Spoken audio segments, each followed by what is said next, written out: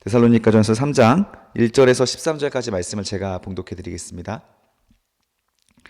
그러므로 우리가 참다 못하여 우리만 아덴에서 머물기 좋게 생각하고 우리 형제 곧 그리스도의 복음을 전하는 하나님의 일꾼인 디모데를 보내노니 이는 너희를 굳건하게 하고 너희 믿음에 대하여 위로함으로 아무도 이 여러 환난 중에 흔들리지 않게 하려 함이라.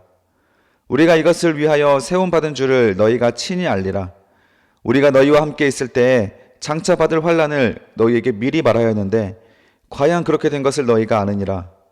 이러므로 나도 참다 못하여 너희 믿음을 알기 위하여 그를 보내었노니 이는 혹 시험하는 자가 너희를 시험하여 우리를 수고를 헛되게 할까 함이니 지금은 디모데가 너희에게로부터 와서 너희 믿음과 사랑의 기쁜 소식을 우리에게 전하고 또 너희가 항상 우리를 잘 생각하여 우리가 너희를 간절히 보고자 함과 같이 너희도 우리를 간절히 보고자 한다 하니 이러므로 형제들아 우리가 모든 궁핍과 환난 가운데서 너희 믿음으로 말미암아 너희에게 위로를 받았노라. 그러므로 너희가 주 안에 굳게 선즉 우리가 이제는 살리라. 우리가 우리 하나님 앞에서 너희로 말미암아 모든 기쁨으로 기뻐하니 너희를 위하여 능히 어떠한 감사로 하나님께 보답할까. 주야로 심히 간구함은 너희 얼굴을 보고 너희 믿음이 부족한 것을 보충하게 하려 함이라. 하나님 우리 아버지와 우리 주 예수는 우리 길을 너희에게 갈 수 있게 하시오며 또 주께서 우리가 너희를 사랑한 것 같이 너희도 피차간과 모든 사람에 대한 사랑이 더욱 많아 넘치게 하사 너희 마음을 굳건하게 하시고 우리 주 예수께서 그의 모든 성도와 함께 강림하실 때에 하나님 우리 아버지 앞에서 거룩함에 흠이 없게 하시기를 원하노라. 아멘. 오늘 주님께 주신 데살로니가전서 3장의 말씀으로 너무 사랑하면 고난인 줄도 모릅니다. 너무 사랑하면 고난일 줄도 모릅니다 라는 제목으로 주의 말씀을 전하도록 하겠습니다. 데살로니가 성도를 보고 싶어서 바울이 많이 힘쓰는 장면까지 우리가 살펴봤습니다. 그런데 당시에 사탄이 바울의 길을 막아서 데살로니가로 가는 길을 방해를 했다고 했죠.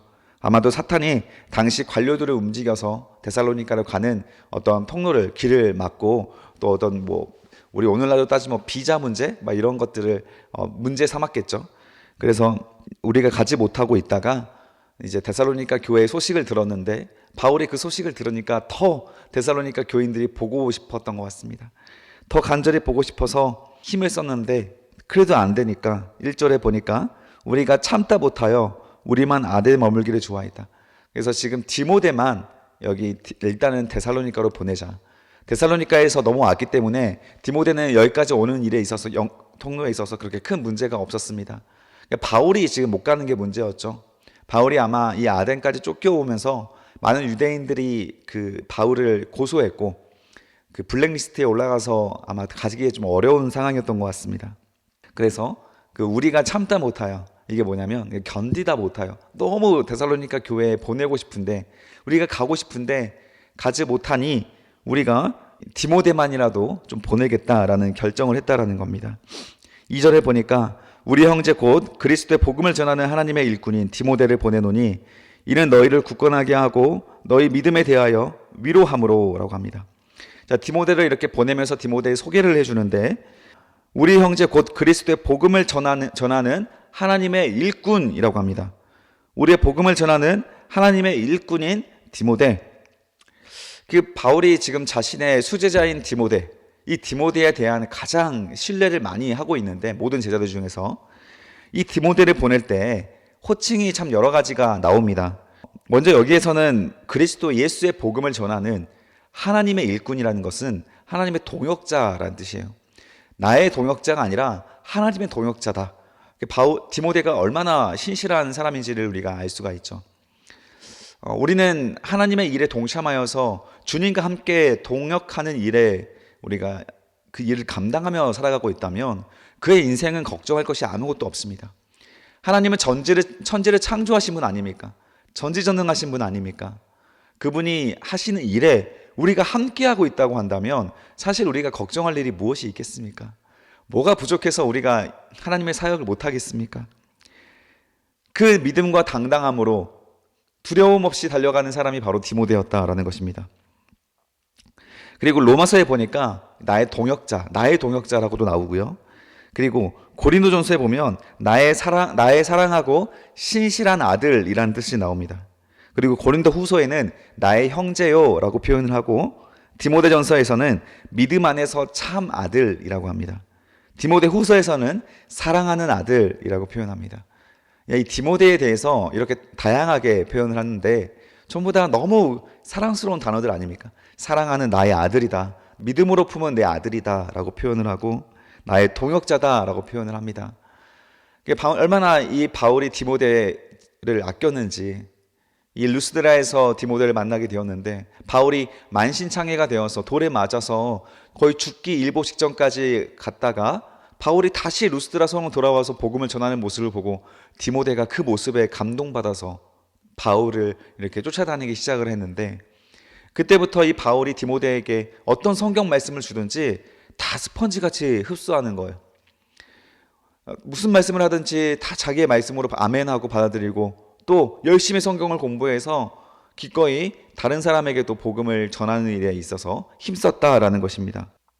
그리고 이 디모데를 보냄으로써 바울이 기대하는 바가 있죠. 바로 2절 마지막에 보니까 디모데를 보내노니 이는 너희를 어떻게 한다? 굳건하게 한다. 이렇게 바울에게 훈련받은 디모데가 가면 데살로니가 교회가 더 굳건해진다라는 겁니다. 그리고 너희의 믿음에 대해서 위로함도 된다라는 거예요. 한번 묵상해 보십시오. 디모데라는 한 사람이 가서 어떻게 이런 놀라운 일들이 일어납니까? 여러분, 제가 옴으로써 이 망원제일교 교회가 굳건해졌습니까? 늘 저도 묵상해 봐야 하는 것이죠. 내가 가는 곳곳마다 그곳에 위로함이 있는가? 그곳에 굳건하게 함이 있는가? 저도 정직하게 저의 성적표를 보고 있습니다. 여러분들도 마찬가지죠. 여러분이 속한 공동체나 직장이나 학교에 가서나 여러분이 누구를 만나서든지 그 만남에 있어서 여러분들은 어떤 존재입니까? 그 만남을, 그 모임을 굳건하게 하는 존재입니까? 위로함을 줄 수 있는 존재입니까? 혹은 불편함을 주고 분쟁을 주는 존재입니까? 물론 믿음의 공동체가 아닌 곳에 가서는 분쟁도 필요합니다. 그렇게 해서라도 예수를 믿게 해야 하니까요. 그러나 예수를 믿는 공동체에 갔을 때의 문제죠. 디모데는 예수의 사람으로 하나님의 일꾼으로 살아가고 있기 때문에 하나님의 말씀을 전하는 자로서 기꺼이 데살로니가 교회를 이렇게 위로도 주고 더 믿음을 굳건하게 할 수 있는 사람으로 디모데가 이렇게 성장을 했다라는 것입니다. 너무 부럽습니다. 저도 이런 사람이 되고 싶어요. 디모데와 같이 어딜 가든지 위로를 줄 수 있는, 굳건함을 줄 수 있는 사람이 되고 싶습니다. 오늘 하루 우리가 좋은 소원이 생겼죠. 이런 소원 기도로 여러분들 우리 함께 신앙의 성장을 이루어 갑시다. 3절에 보니까 또 더군다나 한 가지가 더 있습니다. 디모데를 통하여서 아무도 이 여러 환난 중에 흔들리지 않게 하려 함이라. 우리가 이것을 위하여 세움 받은 줄 너희가 친히 알리라. 참 놀랍지 않습니까? 디모데가 가니까 심지어는 어떠한 고난이 와도 흔들리지 않는 견고함을 디모데를 통해서 제공해 줄 수 있다는 거예요. 바울이 디모데를 얼마나 신뢰하는지가 느껴지지 않습니까? 하나님이 우리를 이렇게 신뢰하신다면 얼마나 하나님이 우리를 보내실 때 든든하실까요?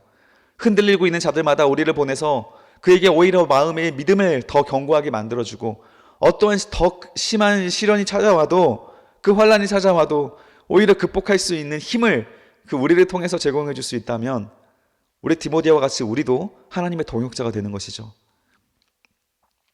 이 본문을 데살로니가서 3장 3절을 그 세 번역으로 보면 마지막 부분, 우리가 이것을 위하여 세움을 받았다라고 하는 부분을 이렇게 말하고 있어요. 우리는 이런 환난을 당하게 되어 있습니다. 우리가 이것을 위하여 세움을 받았다라는 표현은 더 원어에 가까운 말은 우리는 이런 환난을 당하게 되어 있다. 디모데를 통해서 보내줄 때 그들이 이런 것으로 위로를 한다라는 겁니다. 성도의 삶은 환난이 당연하다. 이것을 위해서 우리를 부르신 것이다. 여러분, 환난이 두려우십니까? 당연히 두렵습니다. 데살로니가 교회도 두려워서 지금 흔들리고 있었을 수도 있습니다. 그러나 디모데를 통하여 보내줘서 하시는 말씀은 이런 환난을 이상하게 생각하지 말자라는 거예요. 우리가 하나님을 통하여 이 세상을 바라볼 때 우리에게 찾아오는 환난은 그 이유가 전혀 색깔이 달라집니다. 그 환난이 바라봐지는 그 마음과 태도가 전혀 달라지게 됩니다. 성도로서 하나님의 사랑을 입은 자로서 우리는 환난을 당할 때 하나님의 더 큰 위로를 받게 되실 것이고 이유 없는 환난 주지 않으시고, 더군다나 복음을 전하다가 당하는 환난은 더욱더 우리가 하나님 앞에서 큰 면류관이 되고, 오히려 우리는 그 환난을 받음으로써 우리가 주님의 일을 하고 있다라는, 잘하고 있다라는 증표가 되기도 합니다. 물론 주님의 일을 하지 않고 당하는 환난은 죄 때문에 당하는 환난이기 때문에 회개를 해야 되지만, 주님의 복음을 전하다가 환난을 당해 보십시오. 여러분, 하나님의 동역자가 되어 살아가는 담대함이 여러분 마음속에 생겨나는 것입니다. 베드로는 성도의 환난에 대해서 베드로전서 1장 6절에서 이렇게 말합니다. 베드로의 관점도 한번 우리가 읽어봅시다. 세 번역으로 읽어드리겠습니다. 그러므로 여러분이 지금 잠시 동안 여러 가지 시련 속에서 어쩔 수 없이 슬픔을 당하게 되었다 하더라도 기뻐하십시오. 지금 잠시 동안 여러 가지 시련 속에서 어쩔 수 없이 슬픔을 당하고 있다 할지라도 기뻐하십시오. 하나님께서는 여러분의 믿음을 단련하셔서 불로 단련하지만 결국 없어지고 마는 금보다 더 귀한 것으로 만들어 주실 것이며, 예수 그리스도께서 나타나실 때 여러분에게 칭찬과 영광과 존귀를 얻게 해주실 것입니다. 이게 베드로가 생각하는 고난이었습니다. 고난을 통하여 우리는 정금보다 더 귀한 순결한 존재로 다시 태어나게 되는 거예요. 고난 받음을 걱정하지 마시고 무서워하지 마십시오. 이것은 잠시 동안 찾아오는 것입니다 라고 하면 베드로의 관점이었습니다. 이것이 성도들에게 주는 하나님의 연단의 선물로서 찾아온다, 이렇게 베드로는 고난에 대해서 해석을 하고 있습니다. 바울도 이렇게 전했다라는 것이죠. 4절 보십시오. 우리가 너희와 함께 있을 때 장차 받을 환난은 너희에게, 강조 표시해 주세요, 미리 받았었는데 과연 그렇게 된 것을 너희가 알고 있지 않느냐. 자, 데살로니가 교회가 이렇게 믿음의 성장을 이루고, 또한 어떤 환난이 왔을 때에도 견고하게 서로 피차간의 사랑함을, 그 사랑의 열매를 맺혀내는 그 열매를 가질 수 있었던 가장 큰 이유가 무엇이냐면, 바울이 3주 동안 성경을 가르칠 때 예수를 믿으면 복받아요 라고 가르치지 않았다라는 겁니다. 무엇을 가르쳤습니까? 장차 받을 환난이 있을 것입니다. 예수를 믿음으로 우리가 받을 고난들이 있을 것입니다. 이것을 이상하게 여기지 마십시오라고 미리 바울이 성경을 가르치면서 복음의 본질에 대하여 그렇게 말씀을 전했다라는 것입니다. 그러니 예수를 믿을 때 찾아오는 고난들이 이상하게 여겨지지 않은 거예요. 예수를 믿는데 세상적인 복이 없고 오히려 고난이 있다 그러면 누가 그 말만 들었을 때 사실 예수를 믿게 됩니까? 그러나 데살로니가 교인들은 실제로 부활하신 예수를 영적으로 마주하게 되었고, 성경 공부를 통하여 마주하게 되었고, 바울을 통하여 배우게 되었고, 그리하여 성령 체험을 하고 나니까 이 세상에서 우리가 당하게 되는 고난들은 정말 아무것도 아니구나, 이것을 데살로니가 교인들이 그렇게 온 마음으로 느끼게 되었던 거예요. 그때 바울이 가르치는 바는, 여러분, 환난 때문에 흔들리지 맙시다. 우리가 복음을 전할 때, 복음을 지키고 있는 자리에는 당연하게 찾아오게 될 것이지만 여러분 두려워하지 마십시오. 미리 그렇게 바울이 정직하게 복음에 대해서 가르쳤다라는 것입니다. 많은 우리 성도들이 고난에 취약합니다. 그리고 우리가 암에 걸렸을 때 가장 그 암을 받아들이지 못하는 직업이 바로 목사님들이라고 하시잖아요. 목사님들이 평생에 그렇게 주님을 위해서 일을 했는데 어떻게 나한테 암이 찾아올 수 있냐고 하면서, 여러분, 암은 목사님에게도 찾아올 수 있고 모든 사람에게도 찾아올 수 있는 것입니다. 그냥 우리의 찾아오는 고난과 환난과 시련을 이상하게 받아들이지 마시고, 우리 이 세상에 소망을 두지 마시고 하나님 나라의 소망을 바라보며 살아가고 있기 때문에 여러분, 어떠한 고난이 온다 할지라도 우리는 두려울 필요가 없는 것입니다. 단지 우리를 돌아보고 우리 죄 때문인지 우리의 복음을 증거함 때문인지를 잘 점검만 하시면 되는 겁니다. 5절에 보면, 이러므로 나도 참다 못하여 너희 믿음을 알기 위하여 디모데를 보내겠으니 이는 혹, 밑줄 그어주십시오, 시험하는 자가 너희를 시험하여 우리의 수고를 헛되게 할까 함이라. 자, 여기에서 처음에 1절에 보니까 우리가 참다 못하여 디모데를 보내겠다라고 했다면, 이것은 아마 바울과 디모데와 그 신라 그리고 다른 지도자의, 고린도에 있는 지도자들끼리의 어떤 회의였던 것 같습니다. 근데 바울은 디모데를 너무 사랑했기 때문에 디모데를 보내기가 참 아까웠다. 왜냐하면 지금 고린도에서도 바울도 시련을 겪고 있거든요. 유대인들의 핍박도 있지만 이 교인들이 성장을 잘하지 못하여서 피곤하고 지쳐 있는 중에 이 디모데를 다시 만날 때 얼마나 행복했습니까? 근데 디모데를 다시 보내려고 하니까 마음이 너무 아픈 거예요. 그러다가 생각하고 기도해 보니까 안 되겠다 하면서 5절에 나도 참다 못하여 나도 안 되겠다 싶어서 디모데를 너희한테 보내겠다라고 하는 그런 말을 한다는 거예요. 여러분 참 어느 교회에서든지 여러분 교회의 어떤 봉사의 자리에서든지 이런 축복이 있길 바랍니다.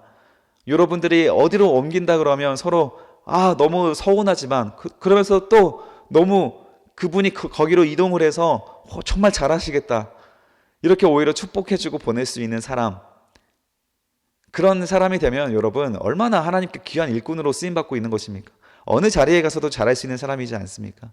여러분 이런 디모데와 같은 축복된 종들이 되시기를 축복합니다. 그런데 디모데를 보내서 디모데가 할 수 있는 일이 뭐냐면 시험하는 자가 너희를 시험하여, 여기서 시험하는 자는 2장 18절에 나와 있었던 바울의 길을 막았던 사탄이죠. 그 사탄의 역사가 이 데살로니가 교회인들에게도 분명히 있을 수 있다라고 바울은 여겼기 때문에 디모데를 보내서 그 시험하는 사탄에 의하여 흔들리지 않도록 더 견고하게 할 수 있겠다라는 것입니다.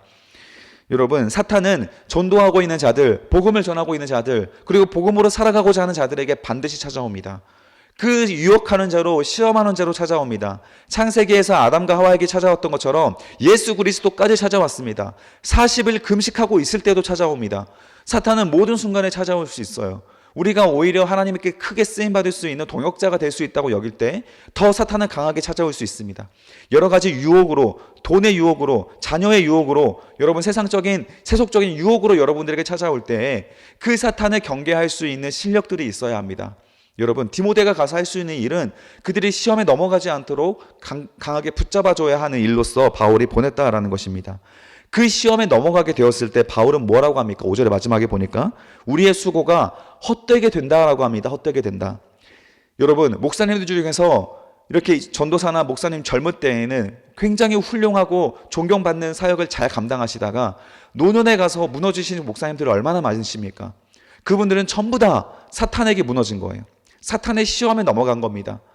목사님들도 사탄의 시험에 넘어갈 수 있도록 이 사탄이 그렇게 강한 유혹으로 찾아오지 않습니까? 얼마나 신앙이 견고한 사람들에게도 다 사탄이 찾아가서 흔들기 때문에 여러분 우리는 마지막까지 긴장감을 놓치면 안 됩니다. 마지막까지 이 아침 묵상 놓치지 마시고 끝까지 날마다 하나님 말씀 묵상함으로 경계하시고 마음을 견고하게 하셔서 사탄을 대적하셔야 합니다. 사탄이 쏘는 불화살을 전신갑주를 입어서 우리는 막아내야 합니다. 긴장감 놓으시면 절대 안 됩니다.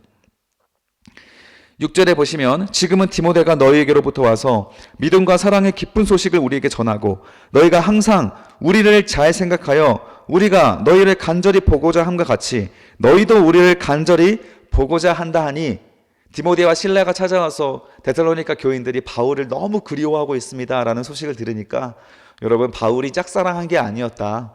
바울도 이 데살로니가 교인도 바울도 참 사랑했다라는 소식을 들으면서 마음이 굉장히 설레었다라는 거예요. 여러분 저도 교회를 여러 군데 옮기지 않았습니까? 근데 지나왔던 교회들이 저를 추억하고 저를 간절히 보고 싶어 한다면 얼마나 행복하겠습니까? 근데 소식이 별로 많이 없더라고요. 지난 교회에서는.